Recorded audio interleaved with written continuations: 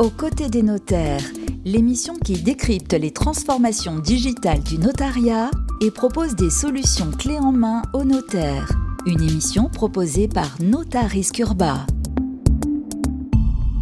Bonjour, bienvenue à tous, bienvenue pour cette nouvelle émission. Aujourd'hui, nous allons parler de transformation digitale dans le notariat. Nous allons parler ERP, rien à voir avec les logiciels de gestion. On va parler des états des risques et pollutions. On va parler aussi, bien évidemment, du marché qui se transforme chez les notaires. Beaucoup d'activités, on le sait, beaucoup de transformations digitales. Pour nous accompagner et déblayer le terrain dans tous ces sujets, on est ravis d'accueillir Benjamin Gilbert. Bonjour Benjamin. Bonjour. Vous êtes directeur commercial de Notaris Urba. Tout à fait. On va découvrir la solution dans quelques instants. À vos côtés, Adrien de Foucault. Bonjour Adrien. Bonjour. Vous êtes notaire à Paris 7, à l'étude Les Notaires du quai Voltaire. Bienvenue. Merci. On va voir avec vous les différentes problématiques que vous rencontrez et pourquoi on a besoin donc de cet ERP. Mais tout d'abord, pour introduire ce sujet, on va vous poser la question, qu'est-ce que c'est qu'un ERP, état des risques et solutions, Benjamin ? Donc du coup, c'est un document qui est obligatoire dans le cas de l'information acquéreur-locataire. Donc on doit l'annexer à l'acte de vente ou au bail locatif et qui va venir renseigner par rapport aux risques miniers, technologiques et naturels. Oui, et puis, alors, naturel, minier, technologique, sismique, on a même le radon. En fait, on a l'ensemble des... C'est ça. La cartographie exacte de tous les risques qu'il pourrait y avoir sur un bien donné. Voilà, par rapport à la parcelle, qui est la carte d'identité d'un bien immobilier, savoir si la parcelle est exposée ou non aux différents risques présents. Et conformément au Code de l'environnement, que les articles que vous connaissez par cœur, L125.5 et R125.24, il doit être joint au bail, à la promesse de vente ou à l'acte de vente, c'est bien ça Tout à fait, ce document, donc l'état des risques naturels et technologiques et pollution, doit être annexé à la promesse de vente et à l'acte de vente définitif constatant donc la réitération des engagements pris lors de la promesse. Ça doit être véritablement annexé à ces deux actes, donc c'est un document qui est d'une certaine importance. Et comme l'a dit justement Benjamin, on a une visibilité sur les risques qui sont présents sur le territoire. Donc là, en l'occurrence, sur le bien vendu, ça nous informe si le bien est par exemple, dans une zone inondable. Ça nous informe aussi sur la sismicité. Et nouveauté, on est obligé de renseigner depuis peu le plan d'exposition au bruit, ce qu'on appelle. Oui. Donc on peut avoir l'information si vous êtes en gros à proximité d'un aéroport, vous l'aurez bien compris, ou même d'un aérodrome. Donc ça nous informe sur ce point. Ça, c'est une nouveauté qui a été introduite assez récemment. Et donc voilà, ça nous donne effectivement les informations, on en a parlé tout à l'heure, sur le radon, ce fameux gaz radioactif. Ça se trouve assez peu quand même. Ça se trouve assez peu, ça se trouve exclusivement, j'ai envie de dire Massif Central, centre de la France, et dans certaines régions françaises. Et on a la sismicité. Sismicité, oui. En Île-de-France, vous êtes en zone 1, donc la zone la moins élevée. Et après, par contre, vous avez dans les Alpes, vous êtes en zone à risque, j'ai envie de dire, au niveau sismique, mais pas en Île-de-France, en tout cas, si ça peut vous rassurer. Voilà. Ça va. Alors, mettre justement une question, parce que vous nous avez parlé, donc, sismicité assez peu, en tout cas, c'est vrai, à Paris, ou excepté certaines zones. En revanche, zone inondable, là aussi, ça vous arrive d'avoir des gens qui viennent et qui ne savent pas que leur parcelle est en zone inondable. On pense, évidemment, à toutes les villes où il y a des fleuves qui passent, que ce soit Bordeaux, Lyon, Toulouse, Paris, bien évidemment. Tiens, on achète à l'île Saint-Louis, ça peut arriver qu'on ne sache pas que ça soit en zone inondable ? Je pense qu'on risque de s'en douter quand même. On achète dans un secteur, effectivement, vous avez l'île Saint-Louis, tous ces secteurs-là qui sont très prisés par les Parisiens. Mais je pense que non, quand les Parisiens achètent et qu'ils achètent en bord de Seine, ils ont conscience qu'ils achètent en zone inondable. Vous avez l'obligation de le signaler ? Bien sûr, on a l'obligation de le signaler et le document dont on faisait référence tout à l'heure, l'état des risques, finalement, va vous donner cette information. Et il va même vous indiquer une cartographie assez précise des endroits, finalement, sur Paris, par exemple pour prendre cette ville, pour pas en citer une autre, va vous donner une cartographie précise sur les endroits qui sont à risque et qui sont à risque d'inondation sur Paris. Justement, cette solution Notarisk Urban dont on parle aujourd'hui, Benjamin, vous arrivez comme ça à cartographier l'ensemble du territoire, c'est-à-dire qu'il n'y a pas une parcelle qui vous échappe. On parle Paris, on peut s'imaginer beaucoup de transactions, marché très actif, mais des territoires un peu plus dans les régions, etc. Tout est couvert. Alors, je vous explique un peu. On a une forte expérience, qu'à la base, on a un bureau d'études spécialisé en prévention des risques et urbanisme. Et on a créé une base de données pour venir consulter au niveau des sites des préfectures, des mairies et autres, pour vérifier par rapport à la cartographie, par rapport au plan de prévention des risques et autres. Tous ces documents sont traités chez nous, sont stockés chez nous et permettent, par rapport à l'état des risques et pollution, de travailler à la parcelle. Et c'est là que c'est très important. On travaille en parallèle avec cadastre.gouv qui nous permet d'identifier la parcelle et de faire une étude sur cette zone qui est bien précise. On apporte une connaissance sur les différents risques qui sont présents et on délivre donc du coup pour les études notariales un dossier complet réglementaire. C'est ce qu'on expliquait tout à l'heure. On reprend le RP, les sites Basiol-Basias, l'ICPE, l'ENSA et aussi Géorisque. Alors, beaucoup d'acronymes.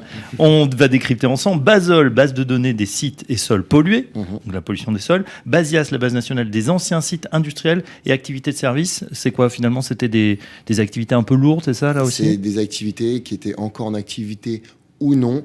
On définit la nature de l'activité. Ça peut être une ancienne station-service, ça peut être une ancienne usine qui produisait, je ne sais pas, de la faïence, du carrelage ou autre. Mais ça peut vraiment avoir une connaissance. S'il peut y avoir des déversements au niveau de certains rejets par rapport à une production sur une entreprise ou pas. On vient l'identifier, mais je souhaite bien le souligner. Un site Basol-Basias ne signifie pas pour autant que le sol est pollué. On vient définir la nature de l'activité, savoir si l'activité est encore présente ou non et quelle activité c'est. Là, on peut imaginer que quelqu'un qui veut construire sur un terrain effectivement identifié, il va falloir faire des analyses complémentaires peut-être pour savoir s'il faut dépolluer le sol, si c'est dangereux ou pas. Tout à fait. Après, ces études se font, ça dépend des projets.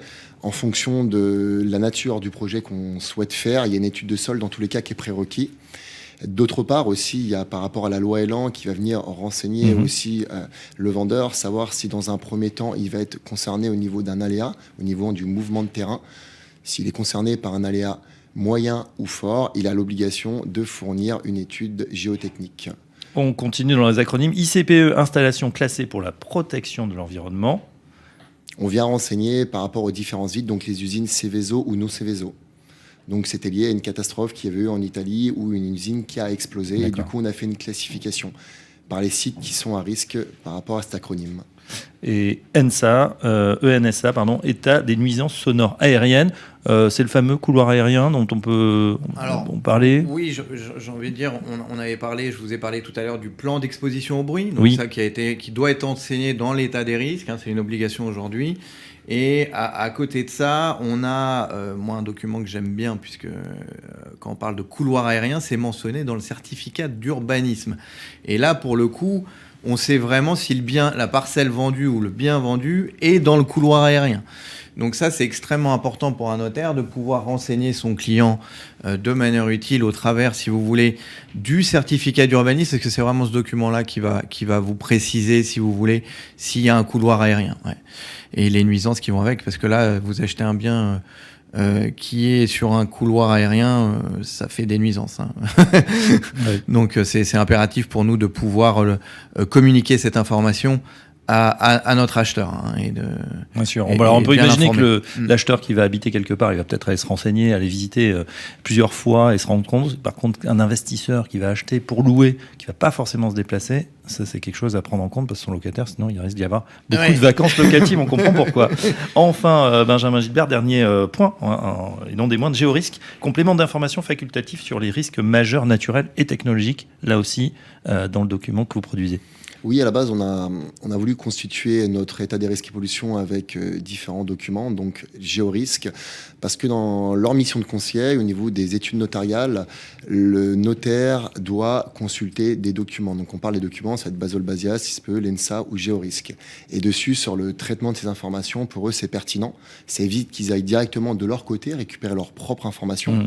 Donc on leur simplifie la tâche, on leur fait gagner du temps et ils regroupent tout au même endroit. Alors justement, ma question à Maître Defoucauld, c'est justement ces informations, est-ce que vous pourriez les retrouver? On imagine qu'avant cette solution, avant qu'arrive la solution, qui a, vous nous avez dit, une dizaine d'années environ, c'est ça? Comment on faisait avant, Maître? Avant, c'était un peu empirique. Il fallait compiler un certain nombre de requêtes à demander à la mairie.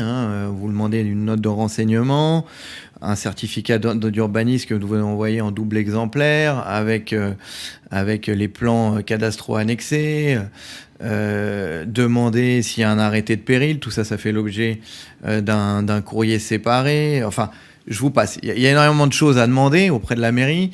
Et peut-être des fois à d'autres administrations, le cas échéant. Et donc, l'idée, en fait, et c'est ce qui se passe aujourd'hui à travers Notarisc ou d'autres prestataires, c'est qu'ils arrivent à regrouper l'ensemble de ces informations, ce qui est assez miraculeux, en un seul document. Et pour nous, c'est un gain de temps, vous imaginez bien, considérable de passer par ce type de prestataire, puisqu'on est aujourd'hui, vous le savez bien, dans l'immédiateté. On a un téléphone portable, on commande tout. Donc maintenant, on demande au notaire, tant bien que mal, de faire... C'est-à-dire que vos clients eux-mêmes ont envie de cette immédiateté, d'avoir tous les documents. Quasiment. Même si on avertit de certains risques qu'on ne peut pas signer à toute allure, c'est pas possible. Mais en tout cas, ils veulent de plus en plus aller vite. Et nous... d'un certain côté, les pièces qu'on doit recueillir, il faut qu'on aille de plus en plus vite. Et c'est ce que Notarisc et d'autres prestataires peuvent faire et le font très bien aujourd'hui. Et ça, pour nous, c'est une aide considérable. Donc, c'est surtout un gain de temps. Un gain de temps, en rapidité, efficacité. Et peut-être de personnel, parce qu'il faudrait peut-être... c'est pas la peine de mobiliser un notaire. Vous avez tout à fait raison. Ça nous évite d'avoir à embaucher une personne, je ne sais pas, ou plus, ça dépend selon la taille des offices, qui est qui ne fait que demander des documents d'urbanisme. Donc, alors, voilà. Gain de temps, bien évidemment. Encore faut-il que l'ensemble des documents soient complets et à jour. Et là, effectivement, il y a cette expertise chez Notarisc Urba, des experts de l'urbanisme qui travaillent en permanence et qui mettent à jour la donnée, parce que cette donnée, elle est mouvante. On entend beaucoup, malheureusement, des catastrophes naturelles. On peut avoir des pollutions, on peut avoir malheureusement des accidents. On se souvient d'usines célèbres à Toulouse, Brisol, etc. Ça change en permanence. Vous devez mettre à jour, updater toute cette data dans vos systèmes. Constamment. C'est ce qui fait que sur la partie au niveau des études, ils n'ont pas cette ressource à générer sur la prise d'informations, la vérification des données et autres. Après, pour revenir un peu sur ce que Maître Defoucauld expliquait, sur la partie urbanisme, c'est un domaine de compétences qui reste très pointu et très technique. Dans beaucoup de cas, il y a besoin d'avoir une assistance, une consultation par rapport à nos services au niveau des chargés d'urbanisme. De notre côté, il y a un contact mairie qui se fait, du coup, pour récupérer ces informations et pouvoir constituer les notes de renseignement d'urbanisme. Donc ça, c'est un gros travail en amont qui est fait. D'autre part, on parlait de quelque chose qui devait arriver d'une manière immédiatement, constamment, rapidement. Et ça, c'est un point qui est très important parce qu'on n'a plus le temps. On souhaite avoir l'information avant même d'avoir signé chez le notaire, avant même d'avoir acquis un terrain ou un bien. Et je pense que c'est important de valoriser ce bien avec savoir qu'est-ce qu'il peut faire, par exemple dans le cas d'un permis de construire, dans le cas d'un CU ou dans le cas d'une note de renseignement urbanisme, la réglementation en vigueur par rapport à ce bien. Parce que l'acquéreur, finalement, aura toutes les clés en main pour savoir la possibilité qu'il aura par rapport à son projet. Maître, vous disiez, on ne peut pas se tromper sur l'urbanisme, par exemple, l'arrêté de péril ou l'interdiction d'habiter. Il est possible que, justement, il y ait un vendeur qui vende peut-être de bonne foi un terrain, un bien où il y a justement cet arrêté de péril ou cette interdiction d'habiter. Ça peut arriver, vous savez, parce que ça dépend quand l'arrêté de péril a été pris, les dates, il n'a pas forcément connaissance, etc. Sur un arrêté de péril, je pense que techniquement, il doit être en mesure de le savoir. Mais des fois, nous, on doit creuser. On a, par exemple, une interdiction d'habiter sur un document d'urbanisme que nous remet la mairie, par exemple. Vous avez une interdiction d'habiter, on doit creuser pour savoir si le lot qu'on vend, c'est bien celui qui est frappé d'une interdiction d'habiter, etc. C'est vrai qu'on ne peut pas se tromper tellement en matière urbanistique. Alors, c'est vrai qu'il y a certains biens, on en avait parlé un petit peu en amont en disant qu'il y a certains biens où l'importance est cruciale d'avoir des documents d'urbanisme. C'est notamment tous ces acheteurs qui font construire leur maison, qui sollicitent un permis de construire. Donc là, à cette occasion, il faut quand même avoir des documents d'urbanisme plus que précis pour être informé des règles applicables, des règles d'urbanisme applicables au terrain pour que le projet du client soit en adéquation finalement avec ces règles-là. Et donc, moi, je pense que oui, tout ce qui est fait dans ce sens-là pour nous informer au mieux et pour nous alerter. Alors, d'une façon ludique, faut pas négliger ce point-là aussi, que nous, on ait des avertissements ou que ça soit bien mis en exergue dans les documents. Pour nous, c'est très important. Ouais, ça va alerter notre vigilance aussi. C'est-à-dire, c'est fait graphiquement, avec des couleurs, en rouge, en vert. Aujourd'hui, ça se présente... Sur une note de renseignement d'urbanisme, dans tous les cas, à chaque fois, vous allez avoir une cartographie qui va être reprise, la localisation de la parcelle. Il y aura un zoom qui va permettre d'exprimer la parcelle est concernée par une servitude, un retrait d'alignement ou autre. Donc, c'est très simple, très ludique. Pour revenir sur l'aspect que Maître Defoucault expliquait, il y a un gain de temps pour éviter les relances auprès des mairies au niveau des études notariales, que nous, on peut se charger de cette partie-là. Toujours dans le fait d'avoir quelque chose qui soit accessible. On a le fait aussi qu'il y a une mobilité au niveau de l'activité professionnelle. Vous pouvez travailler à distance parce que c'est une solution qui est disponible directement sur Internet. D'accord. Et d'autre part... On se connecte du coup on se connecte directement sur Notarisk Urbain en identifiant un mot de passe et on peut faire toutes ces demandes. On a digitalisé et dématérialisé tout ce qui va être les pièces d'urbanisme, c'est-à-dire risques et pollution. C'est un paiement à l'acte en quelque sorte, ou on peut un système de crédit ou un abonnement? Il y a plusieurs possibilités. On peut acheter une quantité de crédit à travers une formule PAC. On peut directement passer avec un abonnement et avoir une facture mensuelle qui arrive le premier de chaque mois. C'est très simple. Et l'autre petite caractéristique aussi, c'est un point d'ordre qu'on a qui est très important, c'est l'intégration dans les logiciels métiers. Oui. Donc ça veut dire que nous sommes intégrés à travers des logiciels type e-note et tout ce qui est signature à travers Fiducial. Donc, on va pouvoir directement téléverser ces pièces d'urbanisme ou ces data risques et pollution dans les logiciels métiers au sein des études notariales. C'est-à-dire que pour les études qui utilisent déjà leur logiciel, on va pouvoir interconnecter votre solution facilement, tout à fait. C'est le partenariat qu'on a signé très récemment et qu'on avait annoncé pendant le congrès des notaires à Nice qui avait eu lieu. Ça, j'ai envie de dire, je me permets d'intervenir, c'est extrêmement important pour nous. Parce que vous imaginez bien qu'aujourd'hui, on fait des actes électroniques. Notaire, on est moderne aujourd'hui, plus que moderne. Et donc, le fait que ça soit directement intégré à Genapi, ça vous permet d'intégrer directement la pièce, tout simplement.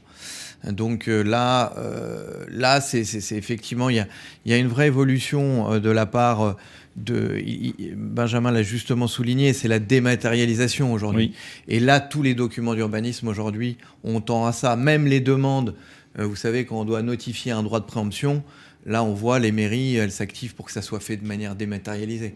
La SAFER aujourd'hui, quand on purge, nous, notaires, une SAFER, on l'a fait de manière dématérialisée. Donc là, c'est l'enjeu pour nous est la dématérialisation. Et je pense qu'on a beaucoup avancé. Tout est vraiment extrêmement dématérialisé chez nous. Donc c'est un effort. Et là, les documents d'urbanisme, c'est pareil. Donc d'accord. Ça va dans le bon sens. Ça va dans le bon sens, du quai Voltaire d'ailleurs. Le choix de l'innovation, ce qu'on peut trouver en tout cas sur le site. Maître Defoucault, justement, une petite question plus large sur cette digitalisation qui transforme. On l'a vu, toutes les entreprises, toutes les organisations. On a l'impression qu'il y a eu un grand coup d'accélérateur. Avec cette crise sanitaire, on a vu de la signature à distance. Est-ce que ça y est, ça s'est ancré dans les mœurs, ou est-ce que maintenant, finalement, qu'on peut reprendre un contact, vous voyez quand même des gens qui reviennent à l'étude? Alors oui, c'est vrai que le contact, moi j'aime bien le contact humain, alors je ne vais pas vous dire le contraire, mais on est une profession qui a su s'adapter effectivement avec le Covid. Je pense que la profession a fait face à ça et a mis en place un certain nombre d'outils. Donc acte à distance, vous avez la possibilité aujourd'hui de signer chez votre notaire qui est à Marseille, alors que le notaire qui rédige l'acte et tient la plume est à Paris. Et ça, c'est une vraie avancée. Ça, c'est vraiment opérationnel chez nous et ça marche très très bien. Après, on avance aussi sur l'idée de signer complètement à distance. Moi, je pense qu'il faut être vigilant quand même à la sécurité juridique des actes qui sont reçus. Pas aller complètement vers des signatures à distance. On est quand même notaire, il faut quand même recevoir le client, s'assurer qu'il ait bien toutes ses capacités, etc. La vidéo permet pas tout non plus. Elle a ses limites. Mais j'ai envie de dire, on a beaucoup évolué là-dessus et le Covid a fait accélérer les choses. Je vais vous dire, je pense que oui. Au niveau des mentalités et au niveau de la généralisation des procédés à distance notamment. Donc ça, moi je suis plutôt favorable à ça et je pense que la profession a fait le bon choix. Benjamin Gilbert, je rappelle que vous êtes directeur commercial, Notaris Urba. Quand vous allez présenter votre solution, vous faites le tour des études de France et de Navarre. Comment c'est perçu aujourd'hui? Parce que quand on arrive à une solution, est-ce que les notaires, ils s'équipent, ils se transforment aussi? Est-ce qu'ils sont séduits par cette solution? Alors déjà, on a un gros avantage, c'est qu'au niveau des études notariales, là, on est reconnu dans le secteur. Pour vous donner quelques chiffres, on travaille avec plus de 3500 études notariales et on délivre en moyenne entre 5500 et 6000 ERP jour. Donc nos premiers ambassadeurs, ça va être les notaires, les clercs, les formalistes qui vont nous recommander à travers un réseau de bouche à oreille. Ça, c'est un premier point. Lors des présentations, ils sont très séduits. Ils sont séduits sur 2 points. Parce qu'on peut parler de digitalisation, on peut parler de travail à distance, mais comme Maître de Foucault l'expliquait très bien, il y a un contact humain et un service qu'on ne doit pas négliger derrière. On propose une solution, on délivre des documents, que ce soit l'ERP ou les pièces d'urbanisme, mais derrière, il faut qu'il y ait un service, une réactivité pour accompagner la profession à n'importe quel moment. C'est-à-dire qu'il y a un service client, il y a des experts au service des notaires qui peuvent aller... On a une aller... équipe qui est dédiée au quotidien, comme dans les 90 collaborateurs, qui sont présents, qui répondent à la demande, parce que chaque demande que vous faites, quand je parle d'un état des risques et pollution, quand vous passez votre dossier en commande sous notre responsabilité, il y a un expert derrière qui traite votre commande en moins de 5 minutes. Donc on a réussi quand même à conjuguer la data et l'humain. Et ça, c'est loin d'être négligeable et c'est fort apprécié au niveau des études notariales. L'hybridation humain-data, je pense que c'est ce qu'on va... c'est le monde qui est en train de se transformer. Comme vous le disiez, le digital ne fait pas tout. Il faut aussi qu'il y ait de l'humain derrière. Et on voit que cette solution, en tout cas, elle est très adaptée. Maître, vous avez pu... ça vous est arrivé justement de faire appel à un expert derrière pour creuser un point de détail? Oui, bien sûr. Ça peut nous arriver. J'étais amené à les relancer sur un dossier assez technique. Donc là, à ce moment-là, on a besoin de parler avec un expert pour ne serait-ce que lui apporter les informations nécessaires ou peut-être plus précises pour qu'il ait un complément d'information et lui, le cas échéant, nous en donner. Donc il faut qu'il y ait un échange qui se fasse. Ça, c'est tout à fait naturel. Et donc ça peut effectivement nous arriver. C'est que l'échange humain intervienne et c'est souhaitable pour des dossiers un peu plus techniques ou poussés. C'est même nécessaire. Ouais. On parle de legal tech. Est-ce qu'il y a une note tech chez les notaires? On englobe ça dans la legal tech. Oui, je pense. C'est un peu ce courant qui va, dont on disait tout à l'heure, que l'acte électronique, l'acte à distance maintenant, tout ça, on est sensibilisé à ces nouvelles technologies et on essaie de les mettre à profit tout simplement, aussi bien pour nous parce qu'on en a besoin au quotidien et au profit de la clientèle des offices notariaux, tout simplement.